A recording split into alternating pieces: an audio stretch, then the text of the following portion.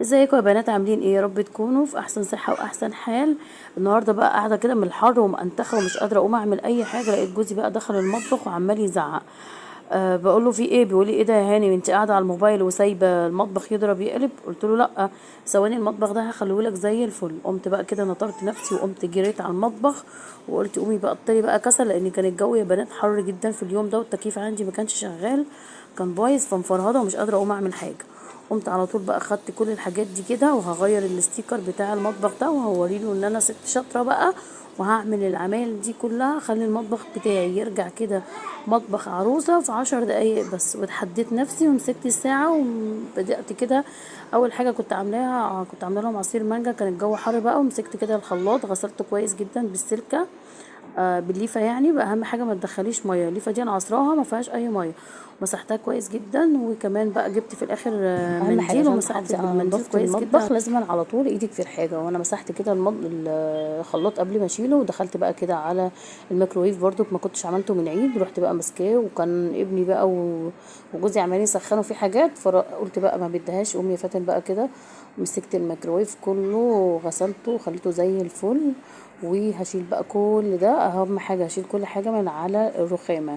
ليه؟ زي ما انا قلت لكم كده، كنت جايبه ستيكر بقى كده، وكنت عايزه اغير الستيكر عشان خاطر يعني ده اتقطع، فانا كل فتره كده بغيره. بصراحه هو الستيكر احلى حاجه فيه سيله، في الشيل سهل جدا، وفي الحططان سهل جدا يعني طبعا يعني. قلت اغير وتغيير واوري جوزي بقى اللي انا ست بيت شاطره كده، مهما قعدت وانتخت بدخل بقى على حاجه كده. وزي ما قلت لكم 10 دقايق يا بنات، وكنت مخلصه المطبخ، حتى هو جوزي يعني اتفاجئ. قلت له امسك لي الساعه وعشر دقايق بالظبط هتلاقيني مرجع لك المطبخ ده زي الفل. طبعا كلنا عارفين الرجاله لما بتقعد في البيت بتتدخل في كل حاجه، فطبعا هو بقى كان عمال شايف الدنيا بقى. بصراحه الكوبايه اللي في ايدي ادخلها واعمل لهم عصير وادخل الكوبايات فاضيه، ما كنتش بغسل مواعين. بس يعني بصراحه شجعني وقمت عملت المطبخ، وعايزه اقول لكم بقى رجعته خليته زي الفل. ابتديت بقى كمان الكرسي ده كده فضيت اللي عليه وقمت ماسكاه بقى بالليفه ومسحته وخليته زي الفل. وطبعا ما شلت الاستيكر خالص كده، وصبنت الحيطان السيراميك، وكمان صبنت الرخامه كويس قوي. وبرضك هجيب حته وانشف الرخامه كويس قوي عشان لما احط الاستيكر ما بقاش فيها ميه خالص. اهم حاجه عشان تحطي الاستيكر صح ويلزق معاكي، ما يكونش الرخامه بتاعتك فيها ميه. هنا بقى كان عندي الاستيكر من باقي الاستيكرات اللي انا بحطها، وقلت بقى كده هشيلها عشان ما اتعلمش، واخلي الاستيكر بقى شكله حلو المره دي، واهتم بيه. بصراحه كنت يعني عايزه اعمله كده يعني اظبطه على المسطره زي ما بيقولوا. وهنا برضو مسكت كده الحيطان لمعتها بقى، قلت فرصه لمعها بقى بالمره. والكوبس طبعا بتاع الكهرباء ده برضو اخدت بالي كده، يعني الحته ما كانتش مبلوله قوي، برضو مسكته لمعته وغسلت هنا بقى زي ما انتم شايفين كده الرخامه خليتها زي الفل اهو. تعالوا بقى اوريكم الاستيكر اللي احنا هنحطه. الاستيكر ده يا بنات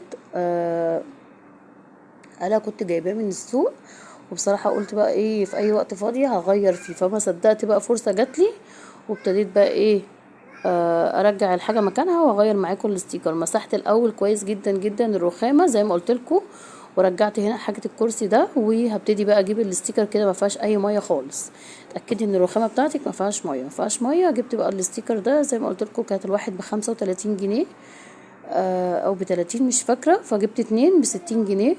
واحط بقى هنا على الرخامه دي، وعندي اللي هي رخامه البار اللي بتوري على الصاله، برضك هحط الاتنين. تعالوا بقى نشوف كده الرخامة. عايزة اقول لكم الاسود انا بصراحة بحبه، يعني بحب التغيير عامة، يعني انا بحب التغيير. والاستيكر ده حلو جدا يا بنات، بيلزق بسرعة وبيتشال بسرعة وعملي جدا جدا، ما تقلقيش، ما بيبقاش يعني يعمل ريحة زي ما الناس بتقول. لا بصراحة انا على طول ايدي فيه، فالحمد لله حاساه عملي جدا في المطبخ.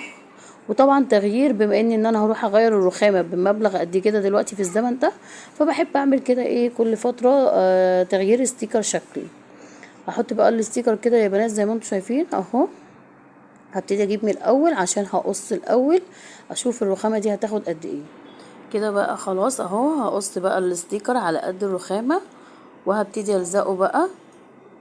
اهم حاجه حاولي تلزقيه على قد ما تقدري باللي هو الكارت او الفيزا او اي حاجه، عشان خاطر يلزق معاكي كويس ويمسك في الرخامه ما يفكش بعد كده. شايفين بقى شكله بسم الله ما شاء الله، لا كلكع ولا كرمش ولا اي حاجه، فردته صح. يعني اهم حاجه تظبطي الاستيكر صح هيبقى شكله حلو جدا، اكن رخامه طبيعيه يعني، فما فيش اختلاف خالص. وكنت جايبه هنا ليد وكنت عايزه احطه، بس بصراحه جوزي كان بيتكلم في التليفون ما كانش فاضي خالص يعملهولي، فقلت له بعدين بقى هيعمله. رجعت بقى الحاجات بتاعت الشاي والسكر، وهنا الصينيه بقى بتاعت القهوه بتاعتي اللي هي السبرتايه والكنكه والكوبايتين دول، كنت عماله افكر احطهم فين، فلحد ما قريت على شكل يعني كنت كل شويه اغير مكانهم لاني عايزه ابهر جوزي بقى. ال10 دقايق عدوا وانا خليت المطبخ زي ما انتم شايفين كده، مطبخ بقى جديد اكنه جديد، وبجد كان يعني شكله تحفة جدا. الاستيكر عجبني. وهنا برضو كنت غاسلة البوتاجاز وغسلت البوتاجاز ومسحت الارض، وهنا بقى القلة مليتها بقى كده عشان هو برضو بيتضايق لما بيلاقي القلة فاضية، حطيته بقى كده القلة. وهنا برضو رحت بقى جايبة الطقم بتاعي ده حطيته على البار من بره. هو ده الشكل المناسب بصراحة، وكمان عشان ما يزحمش عندي الرخامة اللي هي في المطبخ من عشان اعرف اصور لو هعمل حاجة.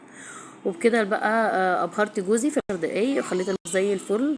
وال10 دقايق عدوا يا بنات، وجوزي اتبهر بقى بالمطبخ. وطبعا مفيش احسن من النظافة يا بنات. قومي يلا لو وراكي اي حاجة قومي